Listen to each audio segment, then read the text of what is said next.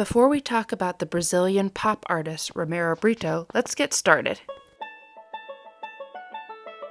What we are going to do first is we are going to trace our hands in an interesting composition that fills the space. Follow along at home with any materials you already have, whether it be markers, colored pencils, crayon, a pencil, watercolors. Once we are done tracing our hands, we're then going to draw lines either from top to bottom or lines that touch another line. And all this does is we're just making each section smaller and smaller so we have spots to put a variety of patterns.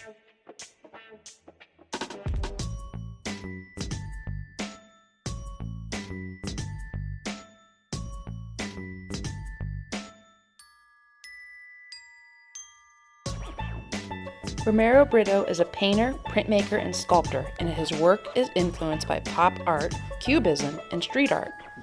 His work often includes bold patterns, bright colors, playful themes, and hard-edged compositions. He was born in Brazil in 1963. When he left Brazil to go to Paris, France, he discovered the works of Pablo Picasso and Henri Matisse, two artists that inspired his art later in life. He also worked with the two pop artists Andy Warhol and Keith Haring. Britto used his art to bring light and color into his life, and today feels that everybody, regardless of wealth, should have the opportunity to enjoy and live with art.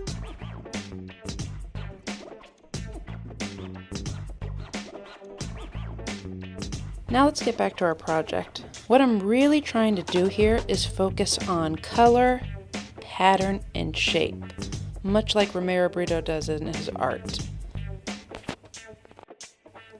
Don't feel like you have to do the patterns that I'm creating. Come up with your own. You're your own person, you're your own artist. You can also repeat patterns.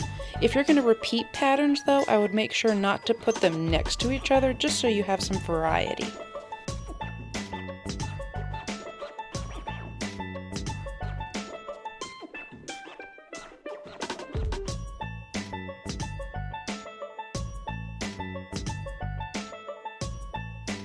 Romero Britto has worked with some really big companies throughout the year. For instance, he collaborated with Audi, Bentley, Disney, Evian, Mattel, Coca-Cola, and most recently he's worked with Apple. He has also painted portraits of Elton John, Michael Jackson, Muhammad Ali, and Queen Elizabeth.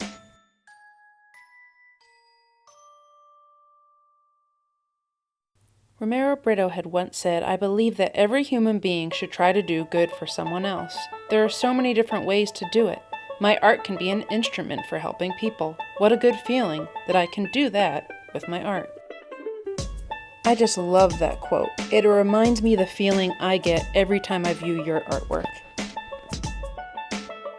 So just know that the artwork you guys are creating every day is so powerful. It is putting a smile on people's faces, including mine. Let's spend some time focused on our patterns, shapes, and colors. And we'll chat again soon in a couple of minutes.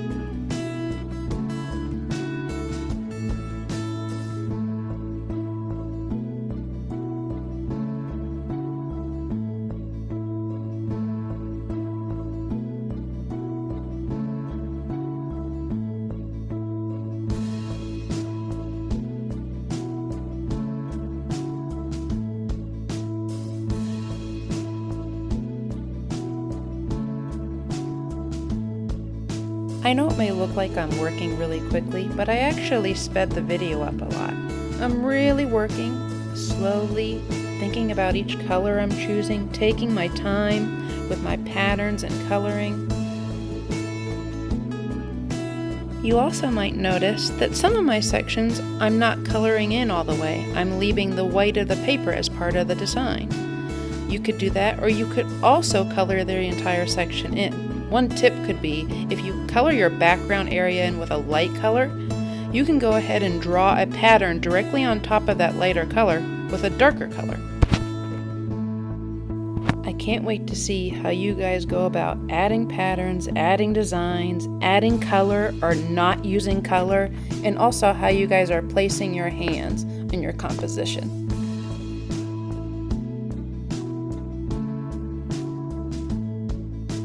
If you don't like all the colors I'm using, that's fine. You can come up with some other colors. Maybe you just want to make a piece with just the cool colors, like purple, green, and blue. Or maybe you want your art with just the warm colors.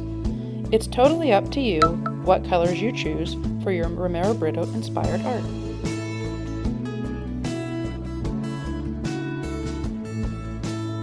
Some of the patterns I enjoy are AB and ABC patterns. For instance, wavy straight, or dotted zigzag straight, dotted zigzag straight. Those are just two examples of an AB and an ABC pattern. I'm also doing patterns where I'm repeating the same shape over and over again. If you're needing some inspiration, check out some of Romero Britto's artwork and see what patterns he uses.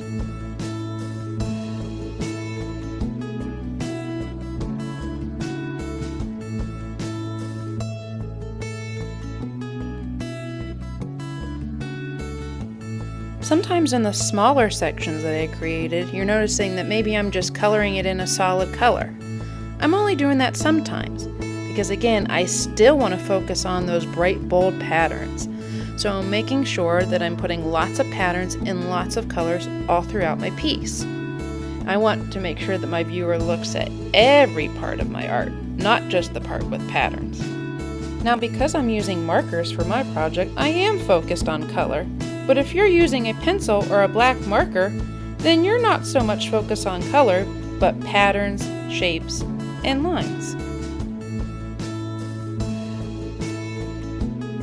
Just as we talk about trying not to put the same colors next to each other, we're also trying not to put the same pattern next to each other. I'm repeating colors, I'm also repeating patterns, I'm just not placing them exactly next to each other.